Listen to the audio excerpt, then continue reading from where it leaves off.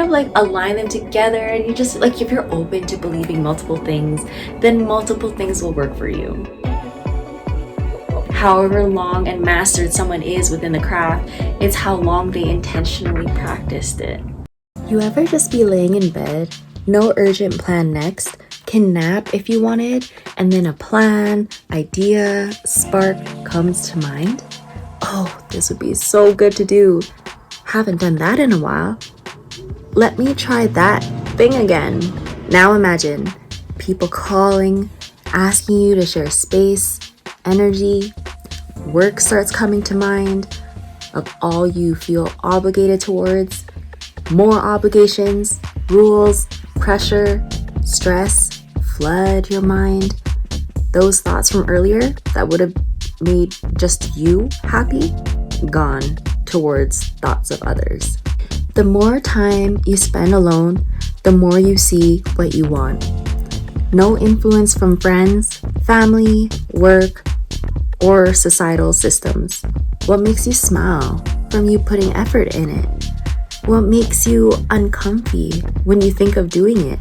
What fulfills you to make you want to do it again? Ask these things to yourself when you're alone. Test yourself and ask these things while you're with people. See how you feel around them. We constantly choose what we consume energetically. Food, entertainment, yes, but the people and places we see and choose to go to, we are choosing that energy. If your group of friends, family, work make you feel insecure, ugly, unworthy, shameful, ask yourself, why are you choosing that?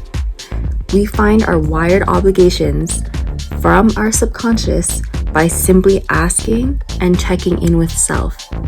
Why are we choosing this? If you're already thinking it's too hard or you'd get bored, you are too used to distracting yourself from yourself. What's gonna happen when the things you're investing into now suddenly go away? It'd be silly to think just because it's in our view and we want it, that it's meant to be there forever. How would one evolve that way?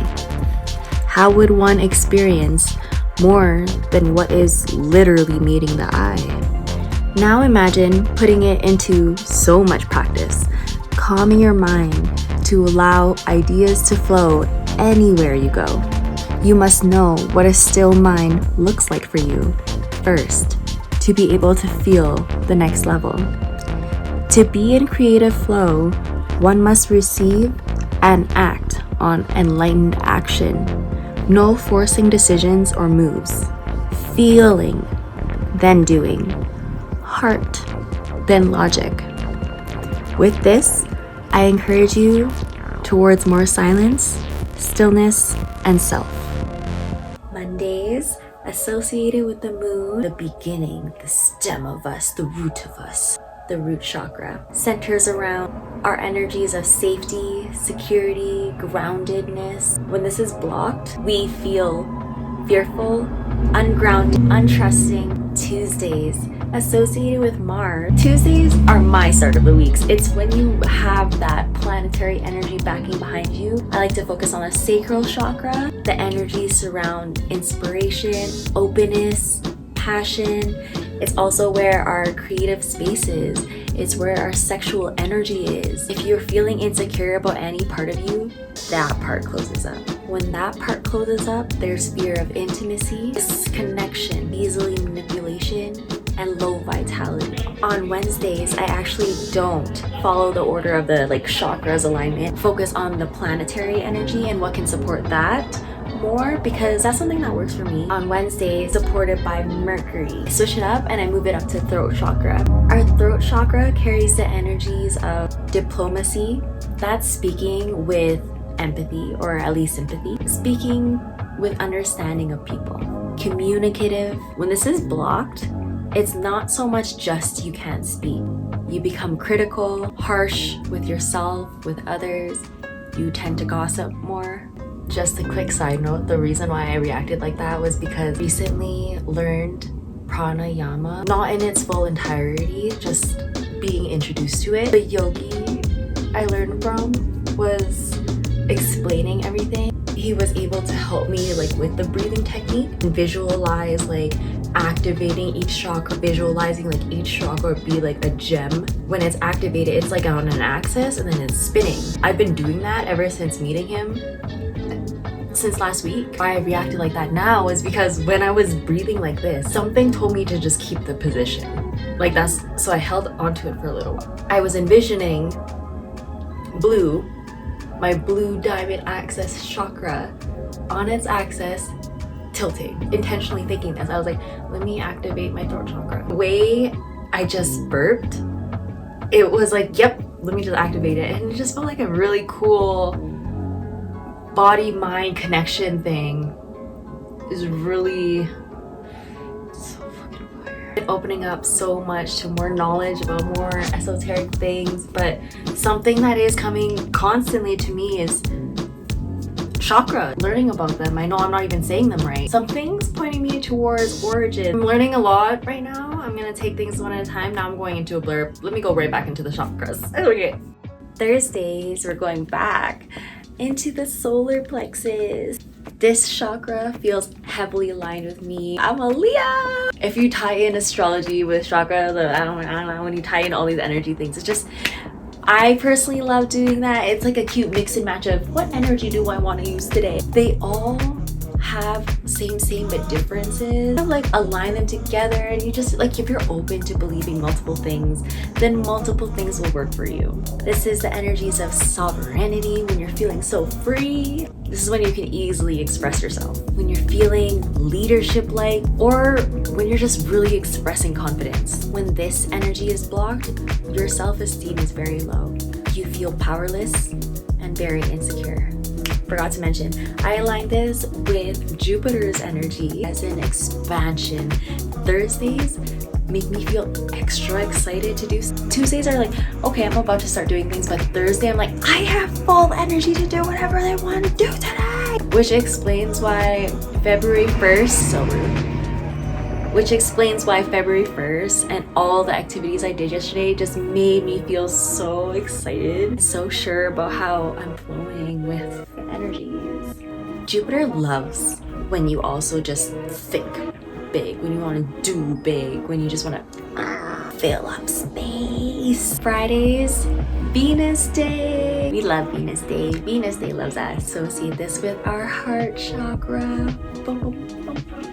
Energies associated with the heart chakra are being loving, peaceful, and compassionate. When this chakra is closed up, we tend to feel jealous, codependent, unloving towards ourselves and others. Side note, Venus loves when you spend on yourself on her days, because it just shows you care to put an effort to yourself. It's not like, oh, I have to get my just my nails done and my hair done. Like any way that is gonna fulfill your soul. Like if getting your nails done is like your thing, then fuck, get it done. As long as you're getting done, you're like, yeah, this is the shit. I love this. As long as it's something like that for you, Venus will love it for you. If you're someone who is so into books and you buy a book on Venus Day, like Fridays, she'll love that. You know when you're really excited about the stuff you're passionate about and then you receive something more about it? For example, I'm gonna use crochet as an example just because it's right in front of me. Say I got surprised with crochet tools and more yarn. I would be literally like, I'm getting more of this. You know that kind of feeling when it feels like you're filling yourself up with that goodness, and it starts from your chest and then it expands outwards. That's what Venus wants to feel. Once you feel that for yourself, that's what actually allows your abundance to roll in. Jump into that vibration of allowing the wealth to be poured into you too, because it's not just you constantly trying to attract money, trying to work towards money. It's also you spending on yourself consciously. It's not just you feeding an ego. It's also something that's going to do something for you. On Saturdays, Saturn Day, this is when more discipline, or not more discipline, but a reminder of discipline of like, okay, where are you at? Where are you at in the week? Playtime's not starting just yet. Where are you at? Before you get to play. That's how I envision Saturn. Don't play just yet. Did you do your homework? I associate this with the third eye chakra, psychic ability and gifts, receptiveness to any messages. When this is blocked for us, there's a lack of vision. Self-sabotage is crazy during this time. Delusion as well. Delusion was actually tough for me to say because I'm about that delulu life. This is almost like delusion without any rationale. No, everything's fine. Like, no, it's cool.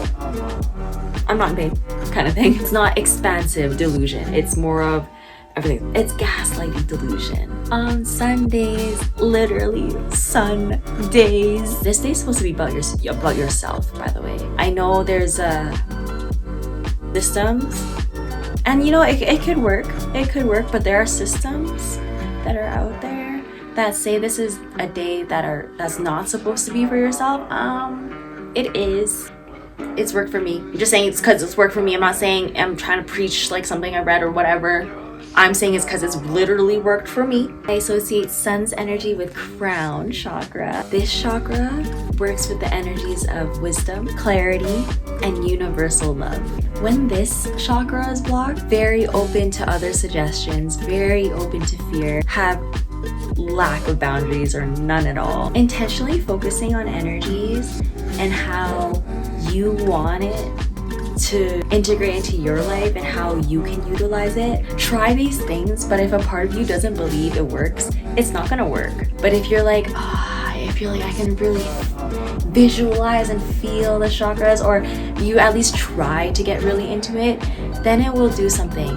What happens with esoteric knowledge and practice is your intention. What makes you different from the next person and yourself is straight intention. However long and mastered someone is within the craft, it's how long they intentionally practiced it. A lot of it will turn into like a natural thing to do. These chakra meditations wasn't a continuous practice for me until North Carolina, which was in August, when I decided, yes, I'm going to actually do this regularly every day. Like it had actually been a couple years that I was doing this on and off. I had it within my weeks for these couple years. I wasn't consistent daily with it as I am now. This calendar is so helpful for me. I know I record my days like crazy. Something that actually inspired me to start recording my days like that was writing in this journal the monthly things. For myself, I wanted to make it more fun, colorful.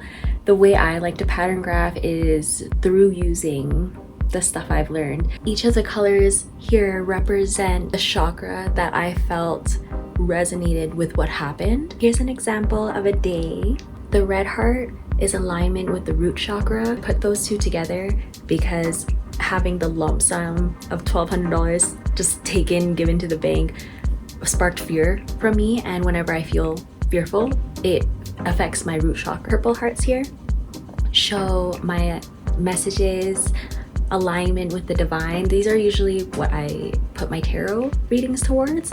All these two pinks and then, or these two purples and this pink. The green hearts here show when my heart feels full or when I'm interacting with people. Heart chakra could go in so many ways for me, so I do use it for a few things. But for these two examples, whenever someone buys me things, I put it in the green chakra. I put their initials with it.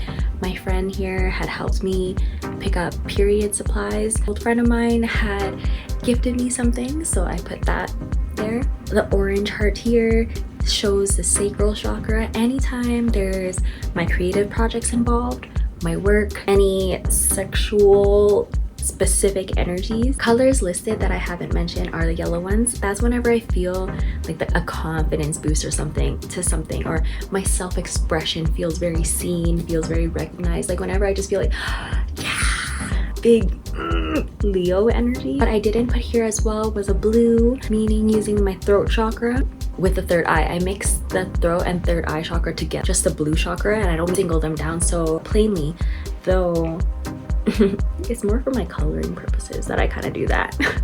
Just because the purple, blue, indigo are so closely aligned together that I'm just like, I'm just gonna kind of put them together. If the third eye is more of a divine intuition kind of pull, then I put it towards more purple. But if it's more communication where I used information towards like speaking, or I'm learning Spanish, I'm having difficult conversations or any kind of significant conversations that invoke growth or invoke like something, I will put it in the blue. Really organize my day in a lot of fun ways. I just love to pattern graph. This shit lights my fire. By the end of the month, when I color it in, oh my god, it does something for my brain. I like to add color to absolutely every part of this. My period. Yeah, I want to make it more pretty to look at in this journal, because my last R-line journal, I didn't make it that pretty, and I noticed that I didn't actually really look back at it as much. Just tell myself. Color gets me to do mundane things better. Before, I'm not gonna color any of it in because they're not gonna be things I'm specifically looking towards. Like in my other ones, like these reflections, I colored them in because I would really look back at these again. The top, I was like, wait, my weekly intentions though can be colored. Like, I like color, what can I do? Currently cramping really hard as I'm talking. I don't know how I held it together. I'm hurting really bad right now. It's really funny. It's actually not funny. This is not funny, but it's kind of dark. It's dark humor funny to me. But whenever I'm in pain and I'm managing it really well, like no one can tell type of thing, I find satisfaction in that. It doesn't do anything for anyone else. It doesn't do anything for me because why am I hiding my pain? But it's just like, wow, you can really keep it together. But why do I need to do that? But at the same time, I don't really know how else to react to pain. I think this stems from my childhood. Because when I was younger, I was told to like not cry and not react to the pain I was receiving. So I was like, what? Cry at different things, but when I'm in like physical pain, I didn't cry. Accident here, I actually didn't cry when it was happening. To no part of it was like crying about it, right? I don't know. When I get tattoos, like obviously they hurt. I'm not gonna pretend like, oh, I'm not gonna be like tough girl, be like, oh no, tattoos hurt me. No, they fucking hurt. Every tattoo artist is like, are you okay? Are you comfy? And I'm like, yeah, I'm cool. Okay, you seem really calm. And that's how I am. But on the inside, I'm fucking screaming. And that's how I actually react to pain. In the moment, I'll be like, this hurts so bad right now. I had like a cramp spike. I was like, this is lifetime how I'm reacting today. This hurts so fucking bad right now. And I'll like stay like that until it goes away. Sometimes it takes me about ranges from 20 minutes of writing daily entry to an hour and a half. It really depends on how focused I am. I don't like doing this when I'm distracted. Really write a sentence and then just back to a sentence and just to be really focused and centered in the day, centered in the present. Daily entries in the morning help a lot. Shows you where you kind of want to be at, shows you what's on your mind, that you're holding on to. Of course you can journal at night. I used to journal at night when I was younger. Basically kind of share my day. This is what I did today. Journal however you truly feel. I'm gonna give you the opportunity to pour your heart out. Not when you're distracted. If you're less distracted at night, perfect, do it. Personally for me, the reason I don't continue to do this at night is because I am very distracted at night. Have a much easier time doing a morning routine than a nighttime one. I enjoy writing the weekly intentions on Monday. It really sets the tone for the week. In the top priorities, the first line, I like to write 3 things I want to accomplish in the day. This used to be like the things I want to finish, but now I never write anything I want to finish. It's more of what do I want to put time into today. An editing project for a next video, I would usually say edit this video. If it ends up being that I finish it, then I finish it. It exceeded my expectation that day, which is amazing. The next 2 lines under the top priorities, I write affirmations that go along with the chakra I'm focusing on that day. Mondays, I focus on the root chakra, therefore the I am affirmations. Tuesday would be I feel. Wednesday, I speak. Thursday is I do. Friday is I love. Saturday is I see. Sunday is I know. In that today's spot, I fill out miracle mantra of I let go of, I am loving, I am longing. Then usually based on that, whatever comes to mind, I do the rest of my entry tours, or honestly, it really is whatever comes to mind. How I write, I don't try to write in the sense of, oh, I'm stuck here, oh, there's nothing I can do about the situation. Oh, I don't write any complaints. All my entries are based on hopeful optimism, putting myself in a law of assumption of how I want to be, how I want to feel. There has been entries where a lot has been presently on my mind, and in that case, I kind of write about whatever it is from a higher perspective, how I solved it, or another perspective on how I can look at it. Not in any way I'm trying to sit in a challenge that I'm going through. I like to rise above in every entry. Keeps me very hopeful. I started doing this ever since this journal. In my last journal last year, you can really see complaints, the stuck in my mental torments. I would write about that. Those were my earlier journal entries when I had them when I was writing around the winter time. Really having a hard time back then. There's no rules on how you journal. Just do it, because you will learn how you like to journal along the way. From 13, every year I've journaled slightly different. How I view myself, how I view my thoughts would always change over time. The point of journaling is really to have conversations with yourself. You will evolve the longer you journal. It's gonna be fun to see your progress. I feel like I'm gonna journal until my fingers fall off, personally. At the end of the journal, I write 3 to 4 things I am grateful for, and I write it in full. I don't just leave the daily gratitude to say grateful for this, and then list a bunch of things. I write I am grateful for. That way it really shows me personally connecting with what I am grateful for. Anything that really, if I didn't have this right now, my life would either be challenging, something is bringing ease into your life, not just comfiness. No, ease. Like something is literally making your days, your weeks, your whatever, your situation easier. You must show gratitude to that. It helped you.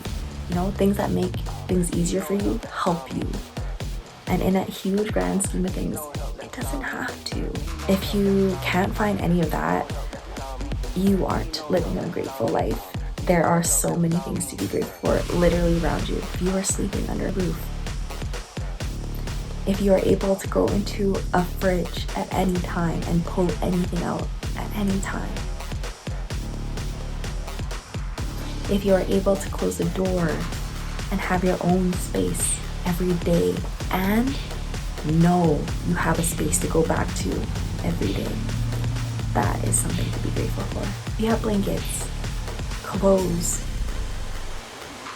shoes, pillows, warmth, there is lots to be grateful for. If you couldn't think of anything, being around certain people, it's because that's the energy that it is in that house.